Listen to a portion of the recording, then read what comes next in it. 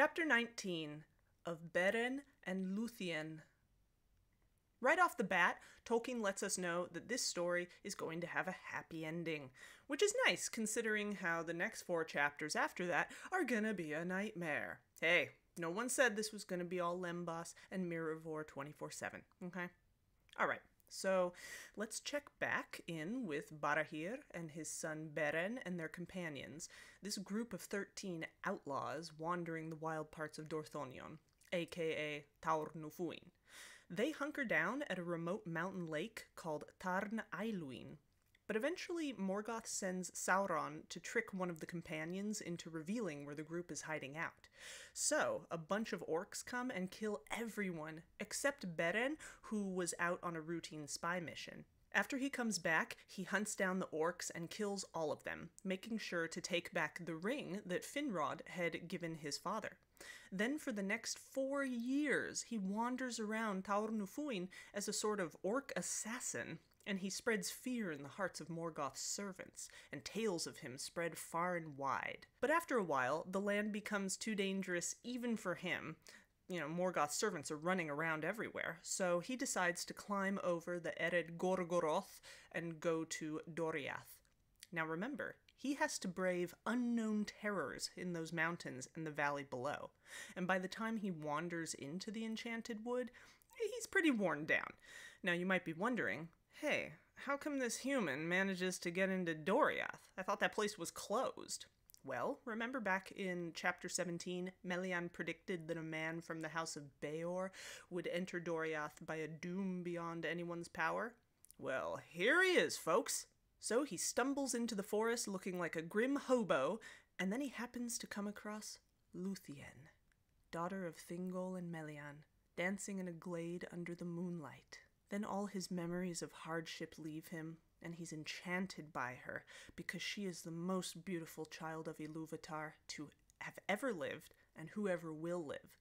Artistic depictions really don't do her justice, because I think that her beauty is quite indescribable. I think it's something that, every reader must interpret for themselves and picture for themselves, because everyone imagines the most beautiful woman in the world differently.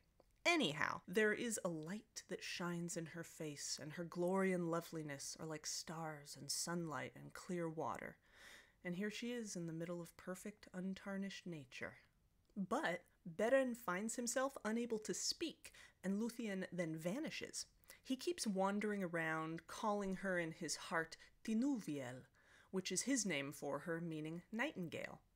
But then after a long while, on another day, he sees her dancing on a hill and singing. His spell of silence disappears, and he calls out to her. Then she falls in love with him, too, and they spend all spring and summer wandering the woods in total bliss. Like, think of the best date you've ever had, and times it by 10. I mean, really. But of course, there's a guy called Daeron who has a crush on Lúthien, and he gets super jealous of the two lovers and snitches to Thingol. And Thingol is mad. He says to Lúthien, "Are you out of your mind?" But she doesn't say anything. And Thingol eventually has to swear an oath to her that he won't kill or imprison Beren. As all fathers say when their daughter brings home a date. Then Beren is brought before Thingol's throne, and everyone is watching this.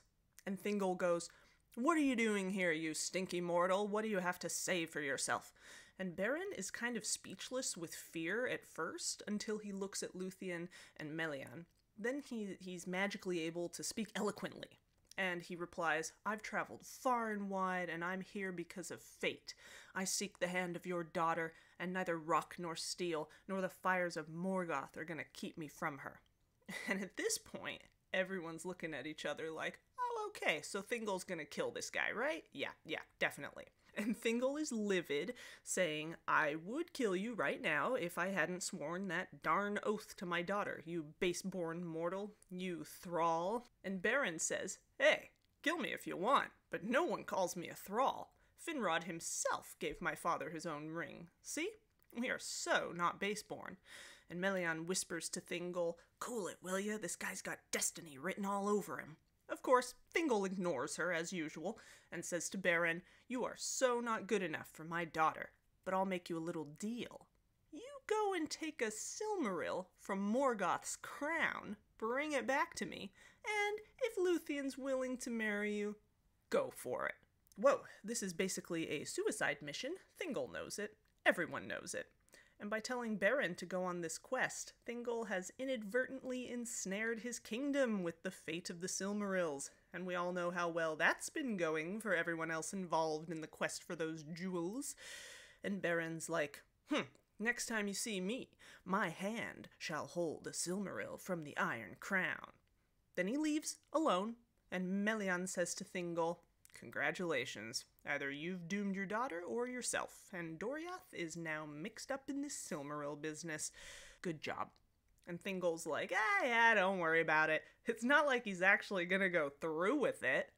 So Beren, not really knowing where to go first, finds his way to Nargothrond to seek out Finrod's help. And they have a private conference where Finrod realizes that he's gonna have to fulfill his oath to Barahir by helping Beren, probably to his own death. He tells Beren that he'll help him, but he also warns him that Celegorm and Curufin are living in Nargothrond right now.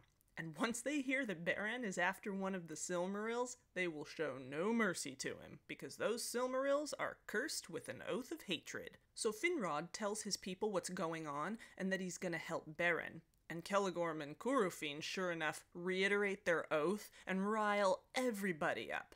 Remember, these two guys are bonkers with a capital B, and they're incredibly dangerous. So after their rousing speeches, most people become loyal to them and abandon Finrod. And Finrod, he can easily see this, and he gives up his crown, leaving his brother Orodreth nominally in charge of the realm. And basically only 10 of Finrod's people remain loyal to him, and those guys leave Nargothrond with him and Beren. The small band travels north, killing a bunch of orcs and putting on their clothes, kind of like how Sam and Frodo did in Mordor. Then Finrod uses magic to make them all look like orcs. But when they go past Tol in Gaurhoth, Sauron is suspicious and takes them prisoner. And then Finrod and Sauron have an epic song contest, where each tries to outdo the other with songs of magical power. But Sauron eventually wins, and Finrod falls to the ground defeated. Then he and all of the companions suddenly lose their disguises. However, Sauron still doesn't know who any of them are, or what their mission is. So, he puts them all in a dungeon, where a werewolf starts eating them one by one, until one of them tells Sauron who they are. And meanwhile, Lúthien can sense that Beren has no hope of escape. She knows he's in the dungeon, so she decides that she should be the one to go save him. And for some reason, she asks Daeron for help, but of course he snitches on her again to Thingol. And this time, Thingol imprisons her in a treehouse.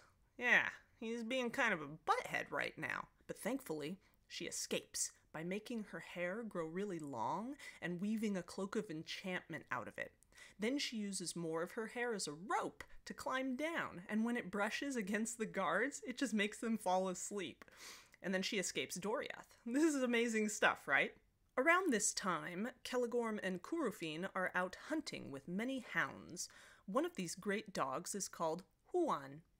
Orome gave him to Celegorm way back in Valinor. He's really large, and he can even understand speech. And it's his fate to die once he encounters the greatest wolf the world has ever seen. So this wonderful dog, he finds Lúthien first, and she doesn't know that Celegorm and Curufin are psychopaths, so she thinks they're allies against Morgoth, so she reveals herself right away and tells them all about where she's going and what she's doing. Now remember, they know all about Beren, but they lie to her and say that they'll help her. If only she would just come back to Nargothrond with them. Oh, okay, so she does. But once they're there, they lock her up and take away her magic cloak. Celegorm and Curufin figure they'll let Finrod and Beren die on this suicide quest, and then they'll take over Nargothrond. And Celegorm, he wants to marry Lúthien, so he sends messengers to Thingol telling him of his plans. Yuck. But Huan, the dog, he feels sorry for her, and he decides to help her. So he speaks for the first time, telling her of his plan to help her escape. Now, he is only able to speak on 3 different occasions before he dies. He gives her her cloak and lets her ride on him like a horse, so that they can get the heck out of there and go north to save Beren. Meanwhile, back in Tol in Gaurhoth, it's just Finrod and Beren who are left in the dungeon. All their companions have been eaten, and just as the werewolf is about to eat Beren, Finrod breaks from his chains and fights it, killing it with his bare hands and teeth.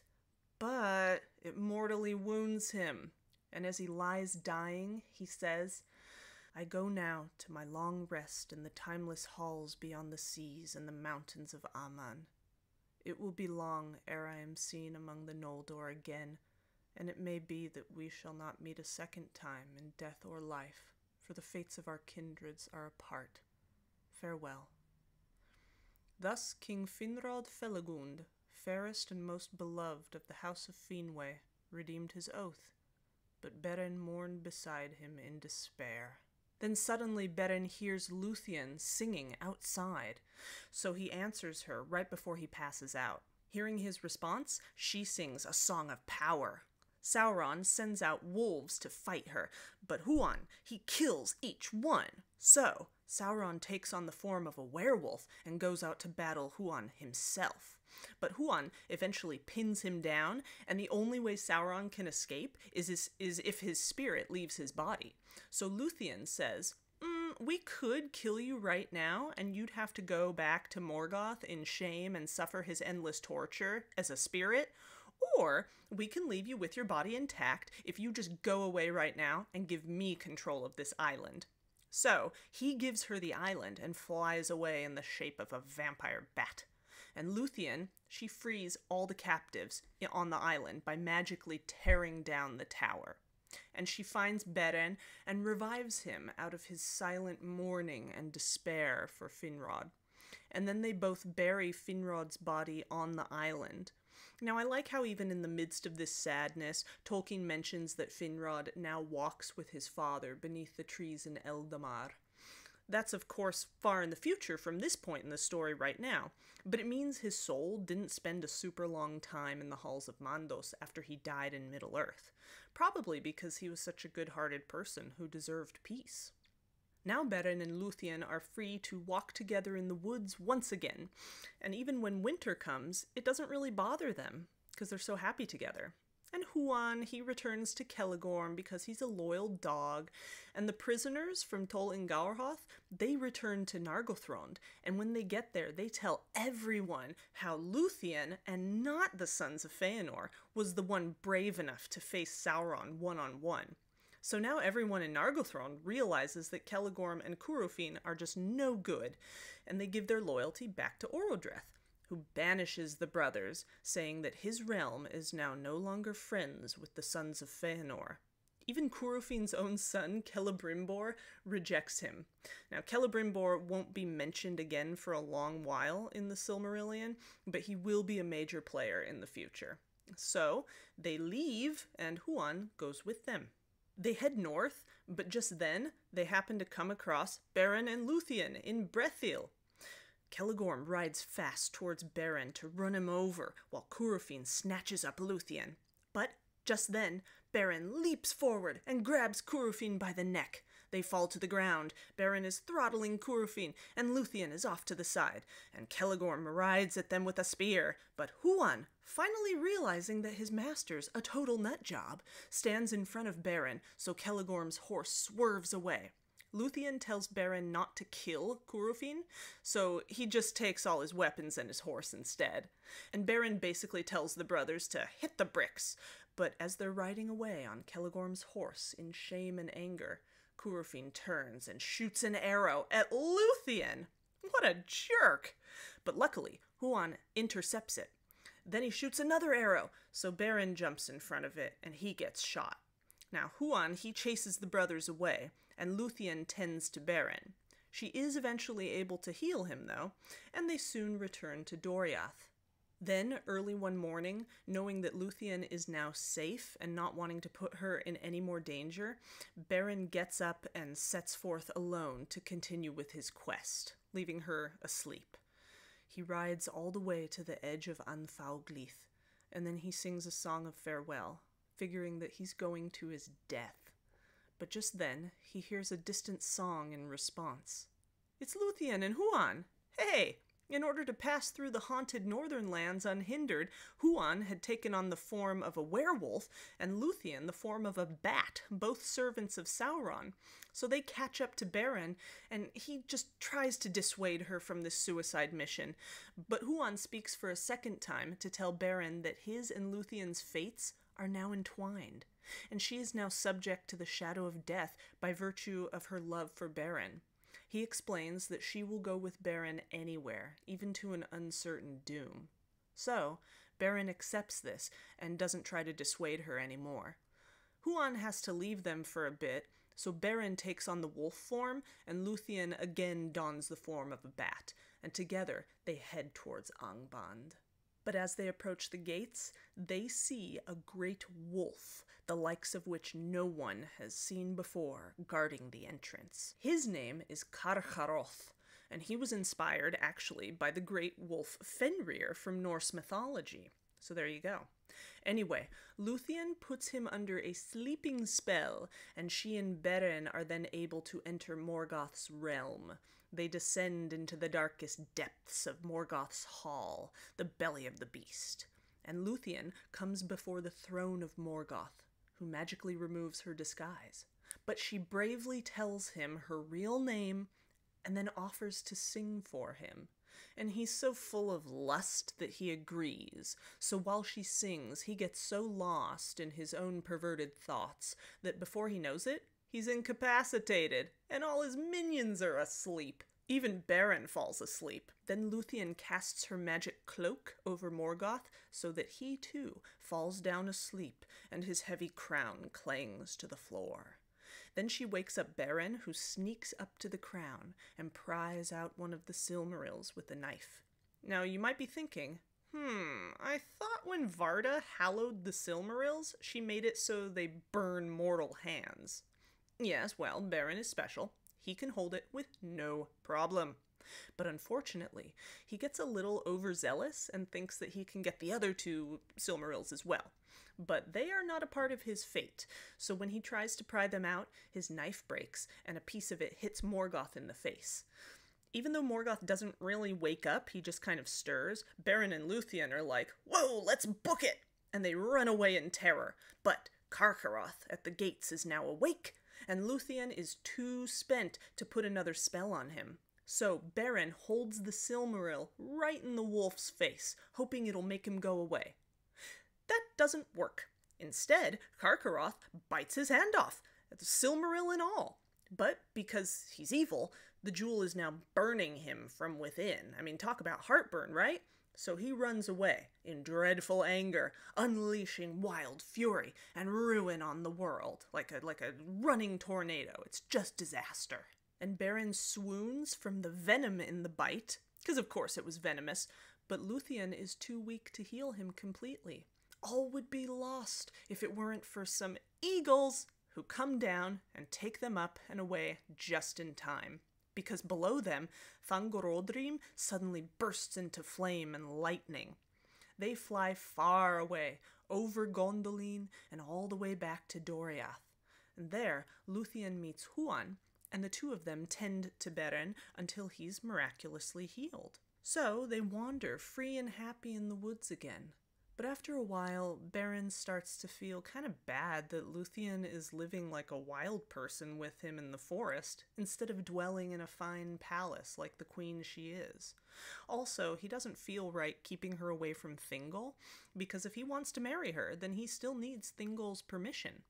And meanwhile, everyone in Doriath, including Thingol, has been super depressed ever since Lúthien left. He even sends messengers to Himring to ask for help in finding her. But before those messengers can even get there, Karcz wildly attacks them and then heads straight towards Doriath, this non-stop storm of violence and fury. At about that same time that happens, Beren and Lúthien return to Menegroth, and Beren kneels before Thingol, saying that he is there to claim his own. And Thingol's like, "Okay, so where's the Silmaril?" And Beren says, "Well, I've done as I promised. Even now, a Silmaril is in my hand." Ah, you see what he did there? And he shows the king where his right hand used to be. Then he and Luthien proceed to tell Thingol all that they've been through, all that they've seen, and everything they did. And then Thingol finally admits that Beren is in fact a badass. So Beren and Lúthien get married! Yay! But Karkaroth is still on the loose, and Beren knows that his quest is really not yet fulfilled. So a hunting party is formed.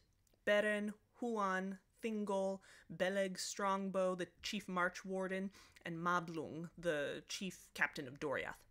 Lúthien stays behind in Menegroth, with a very dark feeling of foreboding. So the hunting party finds Karkaroth drinking from the river Esgalduin, and he attacks Thingol first. So Beren tries to spear him, but he bites Beren right in the chest. Ugh, terrible. Then Huan jumps on the wolf, and they have a knockdown, drag-him-out fight to the death. Huan kills the wolf, but the wolf kills him too. And right before Huan dies, he speaks for a third and final time, wishing Beren farewell. Then Mablung rips open the wolf's stomach, grabs the Silmaril, and hands it over to Beren, who gives it to Thingol, saying, "Now is the quest achieved, and my doom full wrought." Whoa. Heavy. Beren is very close to death, so they carry him back to Menegroth, and Lúthien tells him to wait for her beyond the Western Sea. Then he dies. Remember that his soul goes to the place in the halls of Mandos where only humans go, but he waits there instead of going out beyond the bounds of the world. And soon after he dies, Lúthien leaves her own body, and her soul goes to the part of the halls of Mandos where elf souls reside. There those that wait sit in the shadow of their thought, but her beauty was more than their beauty, and her sorrow deeper than their sorrows, and she knelt before Mandos and sang to him. Her song is the most fair and sorrowful song ever sung, because it tells of the sadness of both elves and men. Her tears fall onto his feet, and he is actually moved to pity, which has never happened before, and it'll never happen again. So Mandos summons Beren, and Lúthien goes to meet him beyond the Western Sea. But Mandos has to ask Manwe what will happen to them, and Ilúvatar tells Manwe. Lúthien is presented with a choice. She could be reincarnated in Valinor right now and dwell in peace there until the end of the world, but of course Beren can't follow her there. He's a human, remember? Or she can return to Middle-earth with Beren and live with him together as a mortal, so that someday both of them will die and their souls will leave the confines of Arda together forever. She chooses to become human and stay with Beren so that they can have the same fate. Now, I'm going to dip into the first paragraph of the next chapter because that really ties up the story a bit more neatly. So Beren and Lúthien take on their mortal forms and are brought to life back in Doriath. She says goodbye to her father and her mother, and Melian feels a great grief of loss because she knows that once her daughter eventually dies, they will never see each other again. So Beren and Lúthien go forth into Osiriand and live on the secluded island of Tol Galen. They eventually have a son called Dior, who is to be Thingol's heir. And no mortal man spoke ever again with Beren, son of Barahir, and none saw Beren or Lúthien leave the world, or marked where at last their bodies lay. And even though they die, I think this is the happiest ending that you can think of, because they lived their lives together, and now they'll be together forever, free from suffering and free from all the cares of the world. So there you have it. This was the greatest love story that Tolkien wrote, and I think it's fitting to show his own gravestone and that of his beloved wife, Edith. Notice the names below their own names. Rest in peace, Professor and Mrs. Tolkien, and thank you so much for everything.